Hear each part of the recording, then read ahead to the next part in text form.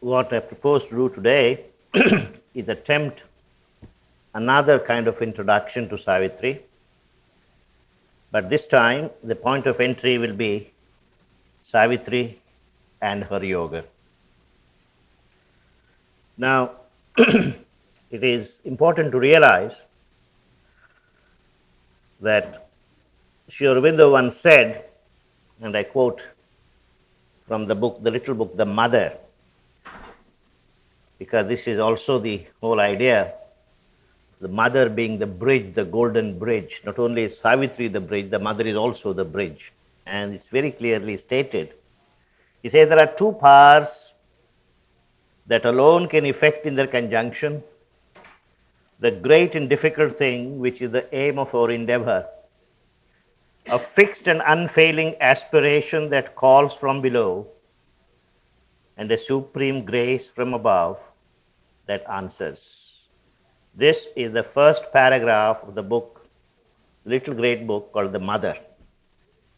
And the concluding paragraph of the same book reads, the power that mediates between the sanction and the call is the presence and power of the Divine Mother.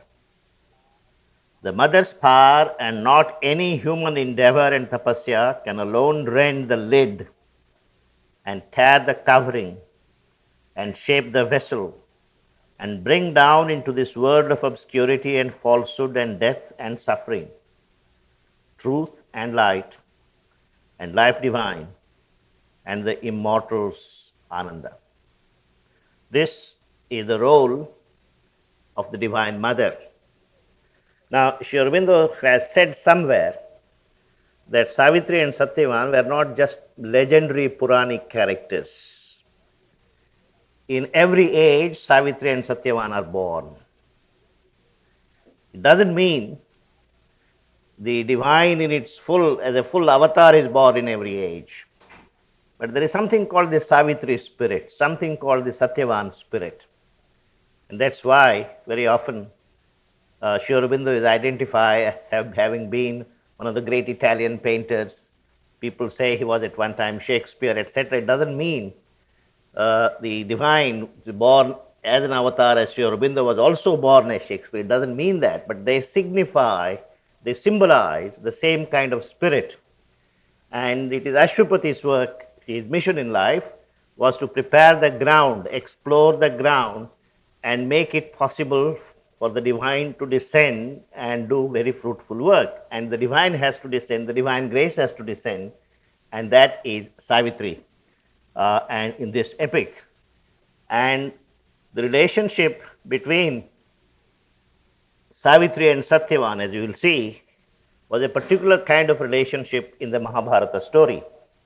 It doesn't have to be the same relationship in all their avatars.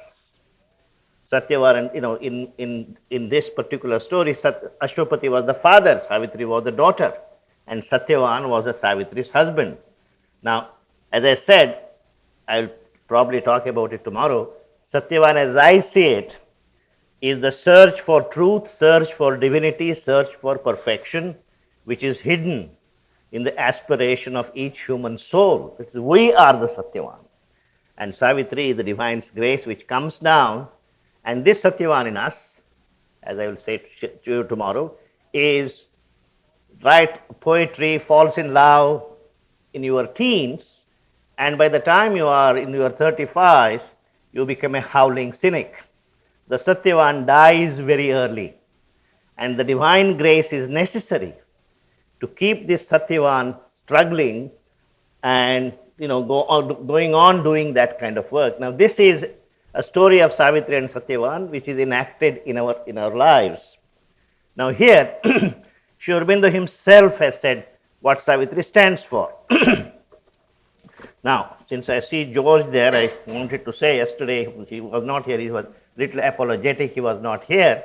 He doesn't have to come for my talks because we are in the same wavelength. In fact, I was waiting for this talk before I could give this talk. His book on the mother's life would come because there are certain things about it which I'm not absolutely clear about them.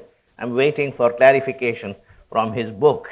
But however, I will go on and say what I wanted to say. so that if he writes his book, he can write in a footnote, I entirely agree or disagree with Mr. Nadkarni. Okay, now on page 703, now I may not be able to read all the whatever I want to read, but those of you who have notebooks and have pencils, etc., and want to make a note in your book, he says, middle of that page, O Savitri, thou art my spirit's power. This is the supreme divine, the god of death, now changed into god of love, says to Savitri, O Savitri, thou art my spirit's power, the revealing voice of my immortal word, the face of truth upon the roads of time, pointing to the souls of men, the roots to God. Pointing the souls of men, the roots to God. And this is very interesting. While the dim light from the veiled spirits speak, dim light from the veiled spirits peak falls upon matter's stark inconscient sleep, as if a pale moon gleam on a dense glade, and mind in a half light moves amid half truths, and the human heart knows only human love, and life is a stumbling and imperfect force, and the body counts out its precarious days. You shall be born into man's dubious hours, in forms that hide the soul's divinity and show through veils of the earth's doubting air my glory, breaking as through clouds a sun, or burning like a rare and inward fire, and with my nameless influence fill men's lives. Now, this identification uh, of Savitri in this epic with the mother has been there. Many people have talked about it right from the time K.R. Srinivas Iyengar first wrote about these things. He also talked about Ashwapati being Sri Aurobindo. Now, this has never been very clearly spelled out. Now, I saw in collaboration an article by George where he clearly spells it out. And there is also an article of mine in 98, Mother India, where I also raised this as a quibble. I started a quibble, as I said, why is it Sri Aurobindo, when he devotes 326 pages to the yoga of Ashwapati, mentions Ashwapati's name only once? And the same point he develops beautifully, and that's a point to be noted. So there's always this assumption that Ashwapati's yoga was Sri Aurobindo's yoga, and in the same sense, Mother's yoga was Savitri's yoga. But then there is a problem that the Mother's yoga does not end where Savitri's yoga ended. There is also another problem that even the earlier part of Mother's yoga does not coincide exactly with Savitri's yoga. And so, where does exactly Mother begin here, and where exactly the Mother's yoga ends? Savitri's yoga ends and Mother's yoga still continues. For example, what is described in Mother's agenda is her yoga. And that detailed yoga is not described, except maybe indications are here, but the detailed description of the yoga is not given here. And so it is dangerous to speculate for people and extrapolate from lines and say, this is what the mother was, this is what Sri Aurobindo said about the mother. He didn't say about the mother. If he said it about Savitri, he said it about Savitri. And one must be extremely careful generalizing from this text to mother's life. That's a cautionary thing. So I'm very afraid of trying to bring the mother very close to Savitri in this. Of course, quintessentially, Savitri's yoga is mother's yoga. And there is absolutely no doubt that Sri Aurobindo had mother as his model when he described Savitri here. Let me draw your attention to something which is very innocuous looking, which is not very spiritual. This is a description of Savitri. You will find on page 363, 365. Yeah. No, no, it's the god of death now converted into his real form that he is addressing Savitri.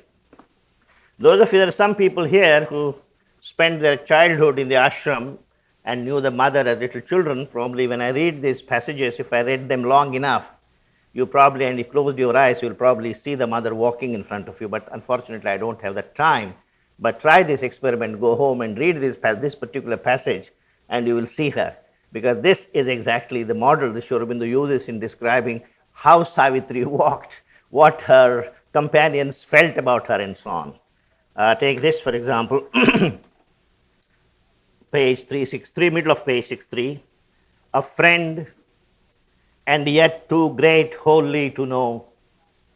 She walked in their front towards a greater light, their leader and queen over their hearts and souls, one close to their bosom, yet divine and far. Admiring and amazed, they saw her stride, attempting with a godlike rush and leap heights for their human stature too remote, or with a slow, great many sided toil, pushing towards aims they hardly could conceive. Who, if not the mother, give us to monkeys like us a project like Auroville? Did she not know we will stumble, we will spoil it at every point? She knew this. It's so because only it's the mother who could do this, who could say, look, you have the capacity to do this, try. And too many of these projects, our divinity within us, as it were, she was trying to pull it out. So he says, pushing towards aims they hardly could conceive, yet forced to be the satellites of her sun, they moved unable to forego her light. Desiring, they clutched at her with outstretched hands, or followed, stumbling in the path she made. Uh, some felt her with their souls and thrilled with her. A greatness felt near, yet beyond mind's grasp. To see her was a summons to adore. To be near her drew a high communion's force. So men worship a God too great to know, too high, too vast to wear a limiting shape. They feel a presence and obey a might, adore a love whose rapture invades their breasts, to a divine ardor quickening the heartbeats, a law they follow, greatening heart and life. Leave a few lines. Some turn to her against their nature's will, divided between wonder and revolt, drawn by her charm and mastered by her will, possessed by her, yet striving to possess, impatient subjects, their tied, longing hearts, hugging the bonds close of which they most complained, murmured at a yoke they would have wept to lose. They murmured at a yoke, mother cast this yoke on them, always complaining, mother expected this of us and that of us, etc., etc. Mother was very strict, etc. But she says, murmured at a yoke they would have wept to lose, the splendid yoke of her beauty and her love. Others pursued her with life's blind desires and claiming all of her as their lonely own. Haven't you seen letters? People say, mother gave X a broader smile than she gave me. Everybody wanted to possess mother exclusively as their own vital property.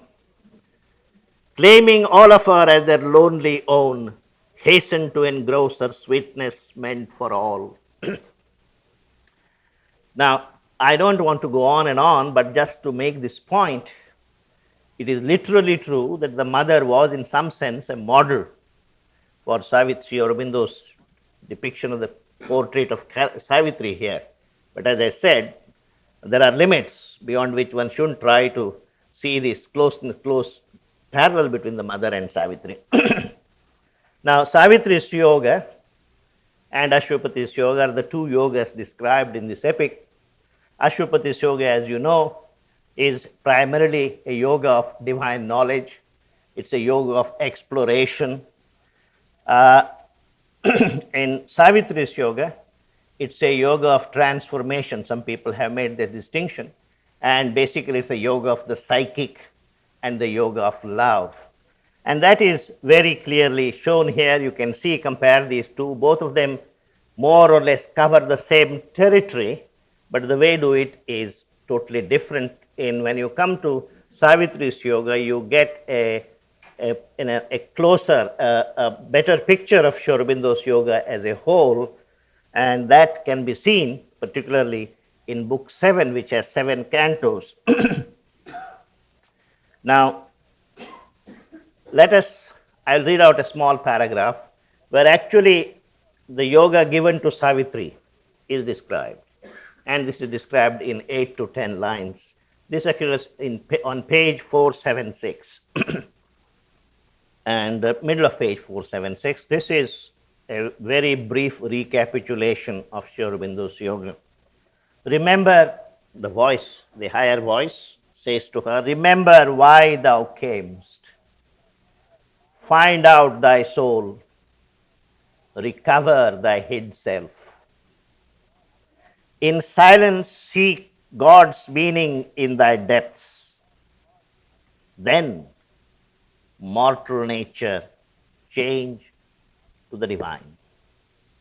There is one of Mother's prayers and meditations. There is a beautiful prayer which says, the first thing is to find union with the divine. And any method that your inner being finds attracted to, you follow that method. It doesn't matter. But once you have achieved that union, then begins the real yoga. Then begins the hard task of manifesting the power of this union through all the aspects of your life, right from the mind up to the body. And Mother says it's a very selfish aim to be lost in the contemplation and ecstasy of God union. What we really need is, after we achieve this is also necessary. Then mortal nature change to the divine. Open God's door, enter into his trance. Cast thou from thee that nimble ape of light. This nimble ape of light, is parading everywhere. It's as seen in spiritual circles as much as in atheistic circles. He is there, nimble ape of light, in his tremendous hush, stilling thy brain. His vast truth wake within, and know and see. Cast from thee sense that veils the spirit's sight. In the enormous emptiness of thy mind, thou shalt see the Eternal's body in the world. Thou shalt see the Eternal's body in the world. As I was saying yesterday, Sri Aurobindo emphasized, this world which you reject as a corrupt world, an imperfect world, is in fact the body of the beloved. It's the becoming of the beloved. How can you love the divine integrally if you don't love the divine and whose becoming is all around you? That's why he says, in the enormous emptiness of thy mind, thou shalt see the Eternal's body in the world. Know him. I will show in what sense this is correct. Know him in every voice heard by thy soul. It's for nothing that Sri Aurobindo's yoga is probably the most, this may be a trivialization of the term, is the most democratic, is the most socialistic. And if you will see later on, very often people say yoga is a selfish enterprise. After all, what are you doing? You are withdrawing from the world and going within, right? So what these do-gooders would like us to do is to rush help like quack doctors where help is not needed, or the wrong kind of injection etc., etc. What yoga suggests, first of all, is go within, find your spiritual resources, and then come back and possess the world. You need training for that. I mean, for doing anything, to be a doctor, even cater to one's body, you need 8 to 10 years of training. Now here you pretend to cater to somebody's spirit, and anybody with a long flowing beard can do it. First of all, you have to go within, find thyself, recover your spiritual resources. Then you can see what the world is suffering from, what remedies the world needs. And then everybody, as he says, know him in every voice heard by thy soul. In the world's contacts, meet his single touch. All things shall fold thee into his embrace. Conquer thy heart's throbs. Let thy heart beat in God. A complete union with the divine. Later on, you will see there are 4 kinds of muktis that are offered to Savitri: Sayujya Mukti, Sarupya Mukti, and so on. And Savitri says, I don't want any of these if they are not given at the same time for the whole of mankind. Insistence, whatever you want to give me, give it for the whole of mankind. This is the constantly one note that I don't want anything for myself. This yoga is not for an individual. If you are doing this yoga, you are doing it as a representative of mankind. This one should never forget it, because this is not a private personal yoga. This is a yoga of the whole creation, and you are simply an agent who is doing this yoga on behalf of nature, and therefore you can't appropriate the gains of this yoga just for yourself. That's why he says, thy conquer thy heart's throbs, let thy heart beat in God. Thy nature shall be the engine of his works. Thy voice shall house the mightiness of his word. Then shalt thou harbor my force and conquer death.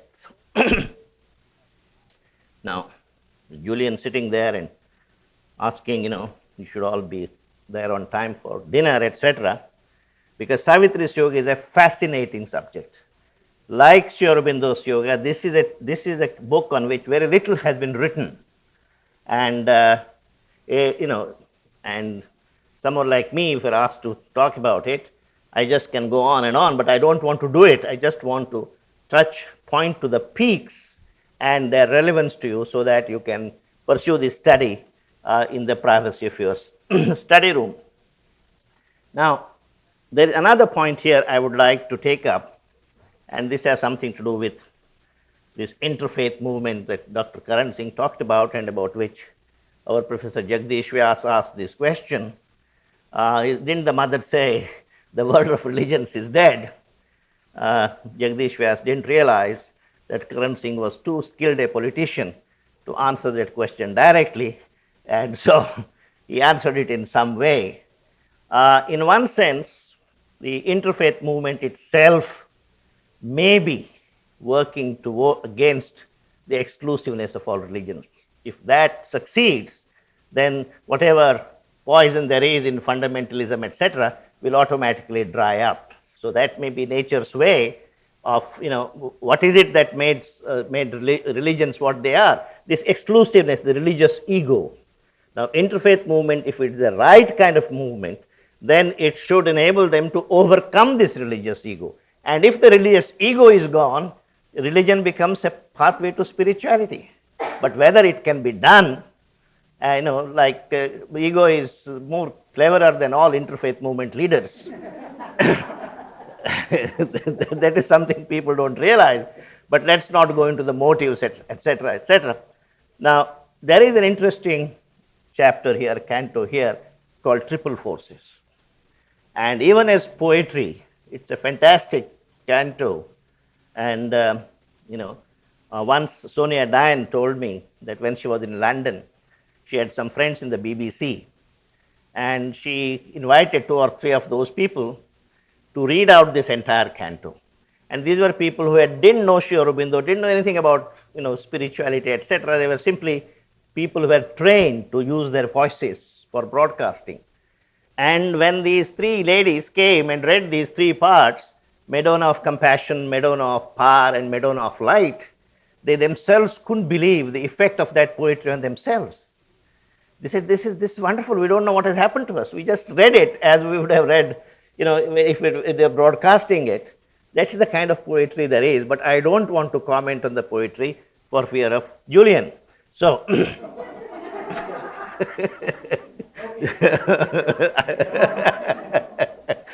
so the point here is these three Madonnas are overmental deities. Savitri has already reached the overmental region. Now, the overmental regions is the region of all the gods. And these gods we have been worshipping in various forms. We have been worshipping them in churches, in mosques, in temples. And this worship didn't begin yesterday. It has been going on and on since the early days of religion. These gods, these goddesses have power.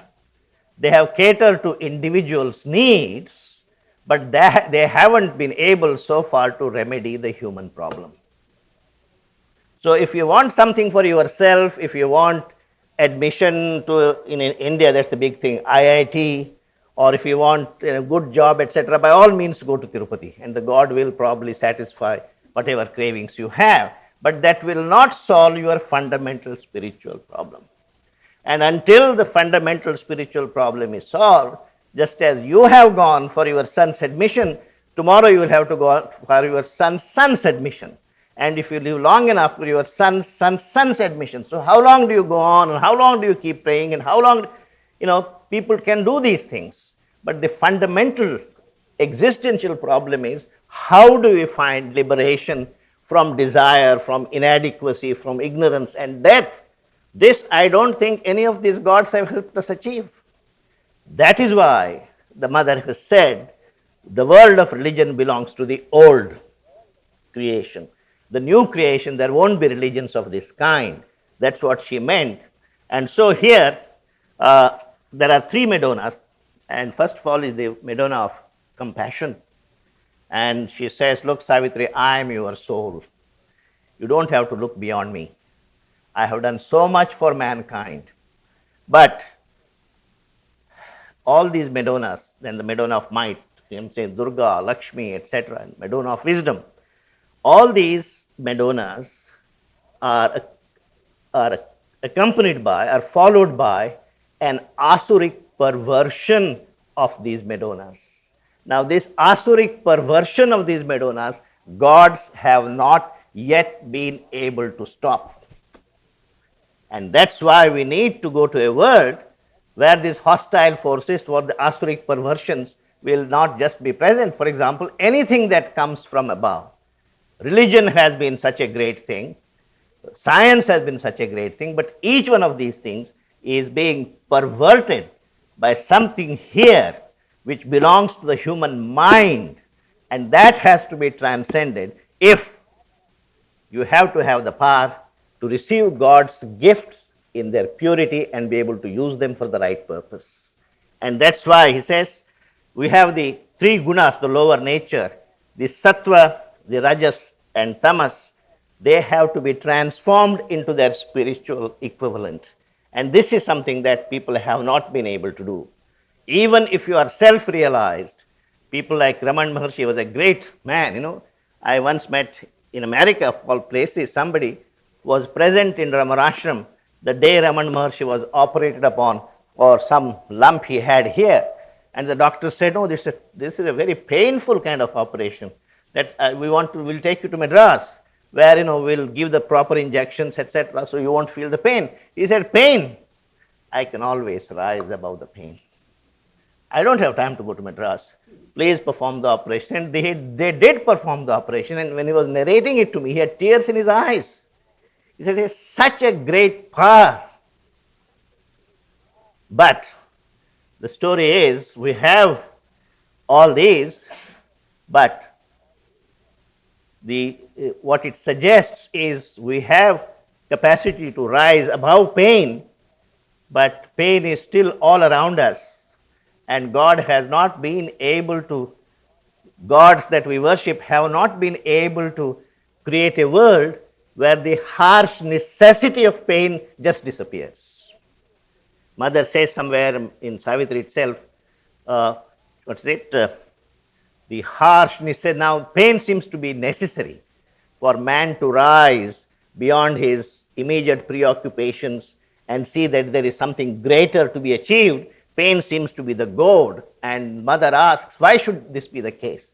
Why should it not be the case that man's spiritual journey is from one arc of triumph to another arc of triumphs? Why should he go through hell? Who decided this? I'm going to change this. I'm going to challenge this.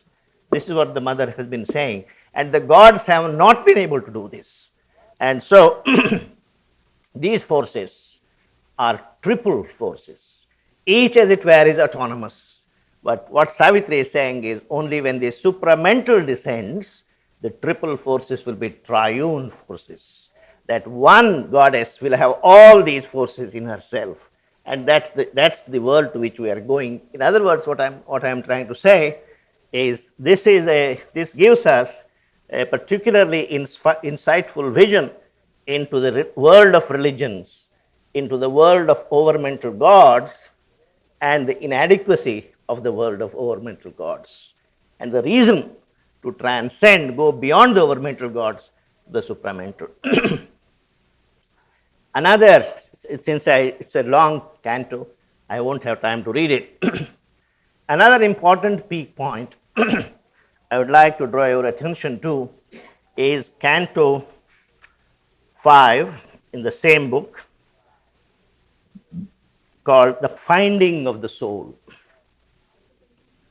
I have not given the page number, just Canto 5. The whole canto talks about the finding of the soul. Yeah.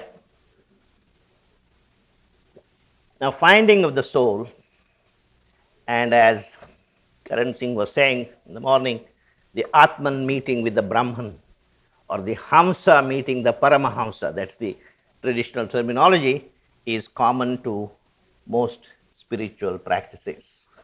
But what is described here is not just the Hamsa meeting the Paramahamsa. For one thing, the notion of the psychic being is new even to Indian spirituality. We have a term for that, but we have a term, people can look into the old scriptures. We can say Chaitya Purusha, that's the term, Chaitya Purusha. Sri Aurobindo has said we have a term, convenient term for it, but nobody really explored what this term meant, what its potential was, simply because their aim was not transformation of life, but escape from life. If you want to escape from life, you don't need the psychic and the psychic realization. You can just leave the ship and run away as fast as you can. But if you want to change this without the psychic being, this is not possible. And the psychic being also assures that your true individuality is not a fiction. And when you become spiritually perfect, your true individuality is not challenged. In fact, the notion of the Gnostic being, the psychic being becomes the Gnostic being. The Gnostic being will still maintain his individuality.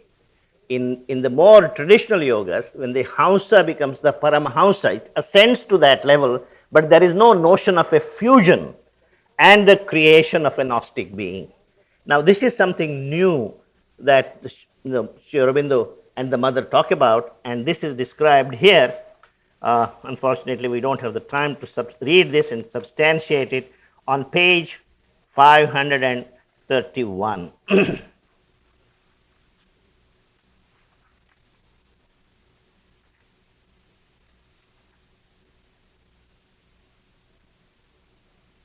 Sri Aurobindo has the notion, I have heard people say, people in Sri Aurobindo ashram and Sri Aurobindo devotees unnecessarily complicate things.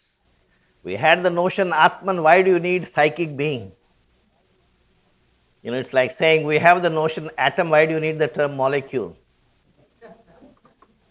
Well, if you have more things to explain, right, then you need more terms. Terms are not just coined just for the heck of it, just for make oneself look more learned. They are needed, they have an explanation. Now, if you are talking about perfection of life, then you need something beyond. The notion of soul is not adequate, Atman is not adequate, you need the psychic being. And so, the notion of Jivatman and the psychic being, their meeting, their fusion, all these are a part of the supramental yoga, and these notions are very, very important, they are needed. So, it's not true to say, as some people keep saying, oh, people in Sri Aurobindo Ashram make simple things more difficult. We had all the time happy, the Manduk Upanishad has said that, this Upanishad has said that, other Upanishad has said that, no Upanishad has talked about these things. Let us, let us give credit where credit is due. They have talked about the Hamsa rising to the Paramahamsa stage, but I don't think anybody has talked about in our scriptures so far about the fusion of these and the bringing forth of a Gnostic being.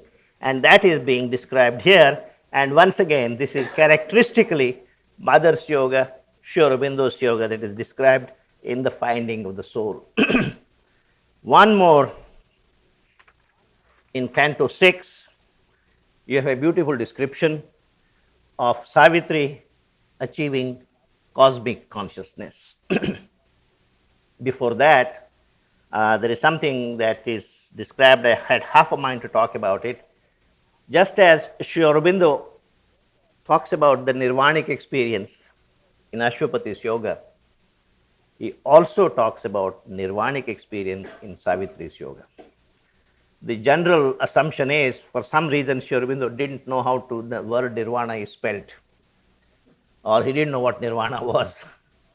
He has said somewhere in one of his letters, he says, nirvana came into my room without even as much as knocking on my door, and just possessed me, and it stayed with me for months and months and months. I submitted myself to it. I just didn't try to shake it off. I lived in that experience. And then he says, what exactly the experience is, about 2-3 sonnets on nirvana. There are various poems he has written on that.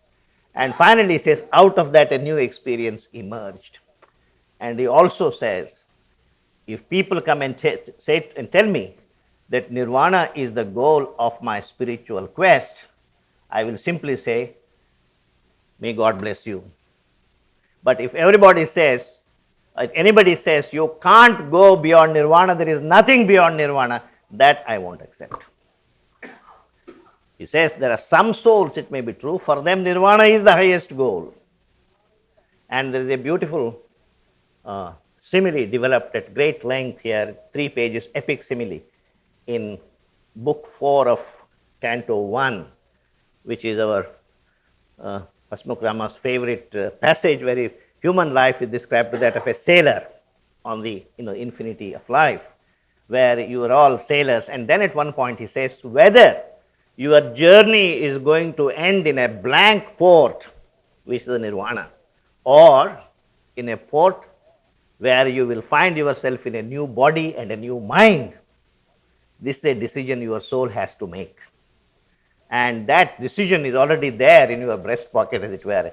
That's also, he says, a beautifully developed simile over 4 pages. So all these things are given here. And nirvana is also an experience through which Savitri goes. Now, this nirvana, in some sense, it may be the nirvana of other spiritual practices, but the nirvanic experience is important for this reason.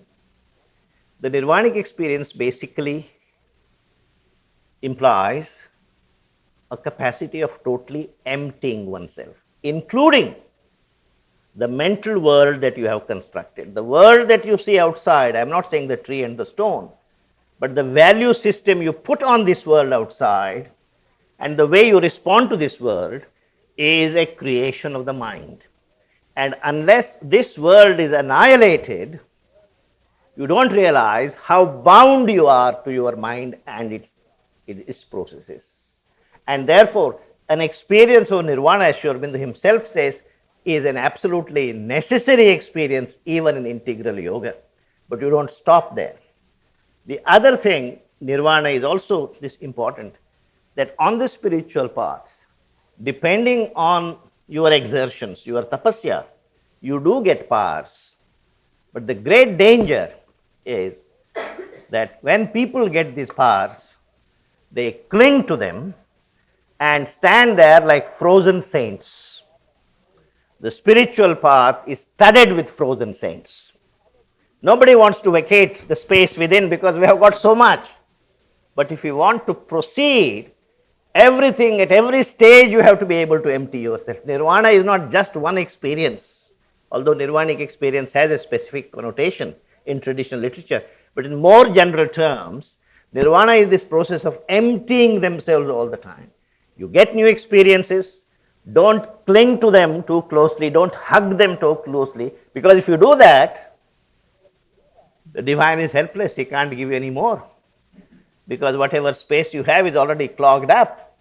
So you have to empty yourself. And so that's what Savitri does. She empties herself. So she becomes a kind of conduit for the divine grace to work, function through her. And you remember, one of mother's great capacities was the capacity to surrender. When she first came to Sri Aurobindo, she was not a postgraduate student in spirituality. She had in her own right gone very far ahead.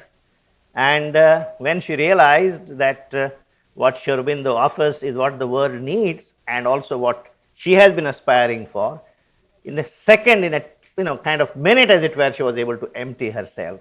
And when they first met in 1914, Sri Aurobindo was asked mother was asked what she felt the first meeting. And she has written in her diaries that as long as the person we met yesterday is on earth, the future of the earth and its glory are assured. Sri Aurobindo was asked what he felt about her. He said, once I saw the capacity for surrender the mother exhibited, I knew at that moment the time for the supramental realization has come. That's a prerequisite. We don't realize how important this is, because the spiritual path is full of temptations, and the temptations are not outside temptations. They are not temptations of wealth and money. The temptations are inner temptations as well. The tendency to cling to these things, and this necessity to empty yourself all the time, that's something that you also find here described in Mother's Yoga. After that, I just want to read a little bit about the next stage, which is the Savitri is attaining the cosmic consciousness. And what the cosmic consciousness is, you'll see very clearly once you have gone beyond the ego, separated your Purusha from the Prakriti, then you can't come back to the world. How do you need a locus, you need a kind of station to function in the world. How do you function? Because you can't go into your ego. You have separated yourself from the ego.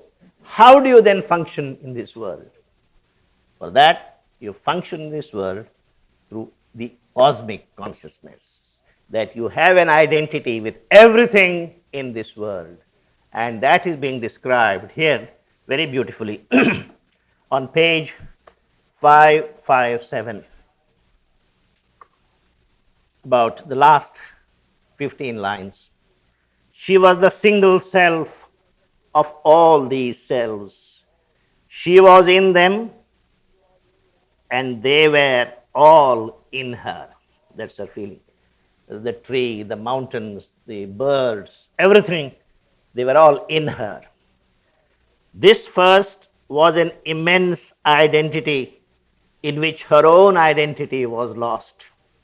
What seemed herself was an image of the whole. And then she describes, she was a subconscient life of tree and flower.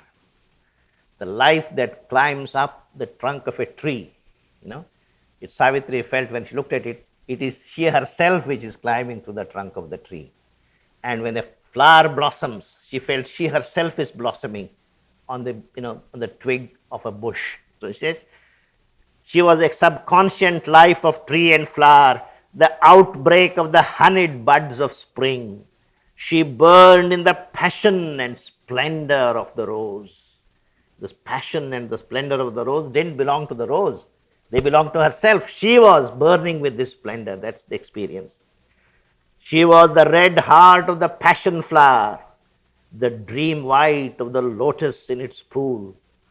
Out of subconscient life, she climbed to mind. She flowered in her. The entire cosmos, she felt, was a flower, that grew in her, flowered in her. She was its bed. The problem about Sri Aurobindo's poetry is when you leave the poetry and try to paraphrase it in your prose, you find yourself so hopelessly inadequate. And so what do? You read the line again. That's all you can do. The cosmos flowered in her. She was its bed. She was time and the dreams of God in time. She was space and the wideness of his days. From this she rose where time and space were not. The superconscient was her native air. Infinity was her movement's natural space. Eternity looked out from her on time. Now, there is one more section which is very fascinating and which people don't know much about. And I would like to spend the next 15 minutes, of which 10 are mine and 5 are Julian's. No, I'm just joking. Otherwise, the discourse becomes too serious. So, at one point, as you will see, there is a debate between the god of death and Savitri. And I haven't said anything about that. It's a fascinating debate where the god of death, by turns, assumes all the possible philosophical positions, right from Harvard to Benares. Every possible position: idealism, pragmatism, nihilism, realism, Buddhism, Advaitism, Dvaitism, etc., etc. And he tries to corner Savitri, tries to convince her that what she proposes to do or what she aspires to achieve is not worth achieving, is illogical, irrational, cannot happen, never has happened, etc., etc. And if you were a judge listening to these arguments, unless you are an intuitive judge, I don't know in whose favor you would give the verdict. Because when Sri Aurobindo talks through the mouth of the god of death, he is as powerful as Savitri herself. Some of the arguments are couched in such powerful terms. This is what is called negative capability. Poets have to have this negative capability. They can get into anybody's skin, as it were, identify themselves with. And if Savitri has the advantage of Sri Aurobindo's poetry, the god of death also has the same advantage. He can also use Sri Aurobindo's poetry. And this has been done. This is where argument is converted into great lyric poetry. This is not attempted anywhere else. You have either reason or you have lyricism. Here is a place where passion, intellectual, rational passion, is converted into great poetry. And unfortunately, since we don't have the time, we won't go into it, but mainly books 9, 10, and 11 deal with these. Now, towards not 11, but 9 and 10. Now, at the end of all this argumentation, the god of death says to Savitri, look, I do concede you have a well thought out case. You have done your homework, etc. But nobody has realized a new world through arguments. What you need to bring a new world is power. Marx said it comes through the barrel of a gun. He didn't realize there are other kinds of powers. And so, where do you have the power? Do you have the power to bring down this new world? You have the arguments, I do admit. And tomorrow, if there is a more intelligent god of death, he probably will have other arguments. But that doesn't prove one way, that doesn't settle the issue. But do you have the power? And at that point, the god Savitri removes the veil on her face. And this is like the Vishwarupa Darshan in the Gita. The Supreme Mother herself stands before the god of death. And unfortunately, in India, even asuras are not allowed to be killed. They can only be transformed. So the white light that emanates from this glorious, supreme Aditi, divine, transforms the god of death. And suddenly, lo and behold, he is an enchanting figure of the god of love. That's another story. We won't go into it. We don't have time for it. And it is not entirely Sri Aurobindo's. The Indian tradition also talks about it. And that is why Westerners always felt Indians do not take the problem of evil seriously. But we won't go into it at this moment. Now, this enchanting god of death has not settled the score with Savitri yet. He tries other ways to dissuade Savitri. The first thing he tries to do is the following. He says to Savitri, the touch of earth has always proved something that that destroys, that corrupts. It does not allow anything to blossom. And if you and Satyavan go back to earth and live there, I don't know what will happen to your love for maybe another 20 years, 30 years. All the corruption that the world is full of may creep slowly into your own lives. Why don't you therefore, this is a temptation. Your kind of bond that you have with Satyavan deserves a special reward. I will create a new world for you, a new heaven for you, where you don't have to pay any income tax, no water bills, no taxes, etc.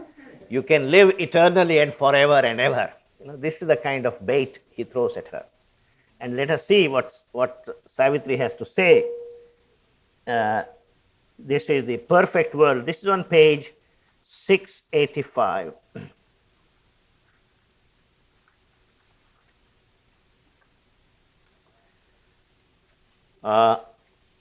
Beginning of that page, he says, why are you always hugging this earth and people on earth? They're small minded, they deserve the earth, so let them be there. But you deserve better things. Yet if thou wouldst abandon the vexed world, careless of the dark moan of things below, tread down the isthmus, overleap the flood, cancel thy contract with the laboring force, renounce the tie that joins thee to earth kind, cast off thy sympathy with mortal hearts. Arise, vindicate thy spirit's conquered right, relinquishing thy charge of transient breath under the cold gaze of the indifferent stars, etc. And says, ascend, O soul, into thy blissful home, or in domains the wise immortals tread, roam with thy comrade splendor under skies spiritual, lit by an unsetting sun, as Godheads live, who care not for the world and share not in the toil of nature's powers. Absorbed their self ecstasy, they dwell. Cast off the ambiguous myth of earth's desire, immortal to felicity arise. And Savitri has a very, very appropriate, fitting reply. It's too long, but I'll read a few relevant lines on page 686. He says,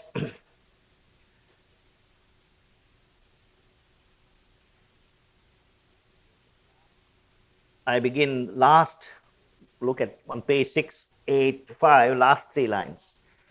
I climb not to thy everlasting day, Savitri says to the god of death, even as I have shunned thy eternal night. To me who turn not from thy terrestrial way, give back the other self, my nature asks. Satyavan, thy spaces need him not to help their joy. Earth needs his beautiful spirit made by thee to fling delight down like a net of gold. Then he says, earth is the chosen place of mightiest souls. Earth is the heroic spirit's battlefield, the forge where the archmason shapes his works. And then he says, thy servitudes on earth are greater, king, than all the glorious liberties of heaven. The servitudes on earth are greater than all the liberties of heaven. Then he, beautiful poetry. Then he says, I am no stranger to heavens. I was born there, etc., etc. I have come from there. Then he says, in me, the same page, to end of that page, in me the spirit of immortal love stretches its arms out to embrace mankind. My love doesn't just embrace Satyavan. It's an embrace that comprehends the whole world. And then he says, too far thy heavens for me from suffering men. Too far thy heavens for me from suffering men. And then he says, I don't think any Karl Marx has ever said this. Imperfect is the joy not shared by all. Imperfect is the joy not shared by all. It's a longer passage. I've just selected a few lines. This is not the end of it. The God of love is more dangerous than the God of death in many ways. Then he says, okay, Savitri, there is one more thing you need to consider. What is it? You might like to save the world. Very laudable. We might propose you for a Nobel Prize, etc., etc. But have you ever consulted the world whether it wants to be saved? And this, I think, is one of the major themes of Savitri. God's grace descends from time to time. It's not that it just descended in India, it descends everywhere. But man has continually been rejecting it. Either he says, we are not yet ready, this is not what I wanted. I wanted something finite, something which I can understand. I don't, we are in love with our ignorance. And whoever comes to release us from our ignorance says, what about the kick I used to get in ignorance? I want that, I like that. So he says, what about the world? Have you ever asked? A few people may probably want to go beyond the limitations, human limitations. What about the majority? Have you ever taken a referendum on that? If we take a referendum, Savitri would fail. Because all of us, most of us, 90% of us would say, all we want is some minor changes. I always say for a joke, since I'm from Hyderabad, oh God, make sure that garbage is lifted from a street at least once a week, that there is no power shut down in the evenings, that the water is drinkable, that my daughter gets admission to a particular school. This is what we want from God. And he says, this is the humanity you want to save. Have you asked whether man wants to be saved? He says, this on page 689. A few can climb to an unperishing sun, or live on the edges of the mystic moon, and channel to earth mind the wizard ray. The heroes and the demigods are few. To whom the close immortal voices speak, and to their acts the heavenly clan are near. Few are the silences in which truth is heard, unveiling the timeless utterance in our deeps.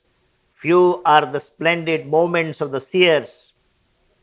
Then he says, heaven's call is rare. This is not it. Heaven's call is rare. Rarer the heart that heeds. Heaven's call may be rare, but even rarer the heart that heeds this call. Rarer the heart that heeds. The doors of light are sealed to common mind. The earth and earth's needs nailed to earth the human mass. Only in an uplifting hour of stress, men answer to the touch of greater things. Only when they are, when they are pushed down, when they're struggling, when they're suffocating, then they, oh God, I would like to be saved. Otherwise, they're very happy, merry to be here. Men are only in an uplifting hour of stress, men answer to the touch of greater things, or raised by some strong hand to breathe heaven air, they slide back to the mud from which they climbed. It doesn't take very long for people to slide back because they like the mud. He says, they slide back to the mud from which they climbed. In the mud of which they are made, whose law they know, they joy in safe return to a friendly base. And though something in them weeps for the lost glory and greatness murdered, they accept their fall. To be the common man, they think the best. To live as others live is their delight. This is the God of love transformed. Now, what does the Savitri have to say for it? Well, Savitri says the following.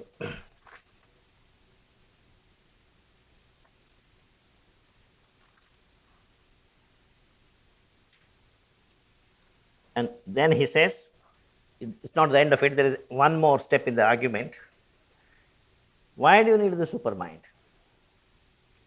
You see, until now, without you fellows doing any yoga, the earth has brought you from matter to life, life to mind. It might have taken 15 billion years. Wait for another 10 billion years. You'll all get there. You don't need any yoga and hard effort and struggle and Om conferences and aim conferences. None of this is needed. Nature knows. Nature didn't have any committees to guide nature how to arise from from matter to life, from life to mind. Nature knew this, and nature knows this. Leave to the circling aeon's tardy pace, and to the working of the inconscient will. Leave to its imperfect light the earthly race. All shall be done by the long act of time. This is on page 691. Well, then he says, Savitri's reply says, this can't be allowed to happen. If thou and I are true, on page 692, end of page 692. There are many things I have left out, so the argument and the reply sometimes don't match because I have not been able to spot exactly. If thou and I are true, the world is true. Although thou hide thyself behind thy works, to be is not a senseless paradox. Since God has made earth, earth must make in her God. What hides within her breast she must reveal. I claim thee for the world that thou hast made. If man lives bound by his humanity, if he is tied forever to his pain, let a greater being then arise from man, the superhuman with the eternal mate, and the immortal shine through the earthly forms. Else were creation vain, and this great world a nothing that in time's moment seems to be. But I have seen through the insentient mask. I have felt a secret spirit stir in things, carrying the body of the growing God. It looks through veiling forms at veilless truth. It pushes back the curtain of the gods. It climbs towards its own eternity. He says, I am confident of that, and there is a way I have found by which man will be incapable of rejecting grace. He might have rejected grace until now, and that is when the new power, new consciousness comes, man will not be able to reject the grace.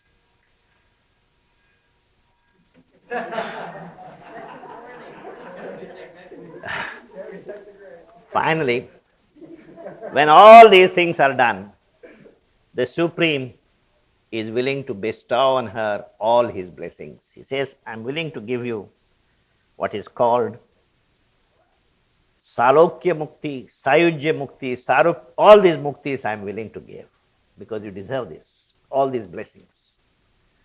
But Savitri says, you can give them to me in a form in which I can share them with everybody in the world. Then he says on page 696, Thy peace, this is what she chooses, Thy peace, O Lord, a boon within, to keep amid the roar and ruin of wild time for the magnificent soul of man on earth. If you want to give peace, give it for the magnificent soul of man on earth. Thy calm, O Lord, that bears thy hands of joy. Then the next page. Thy oneness, Lord, in many approaching hearts, my infinity in thy numberless souls. Thy energy, Lord, to seize on man, woman, and man, to take all things and creatures in their grief and gather them into a mother's arm. And finally, he says, give us thy embrace, which rends the living knot of pain, thy joy, O Lord, in which all creatures breathe, the magic flowing waters of deep love, thy sweetness, give to me for earth and men.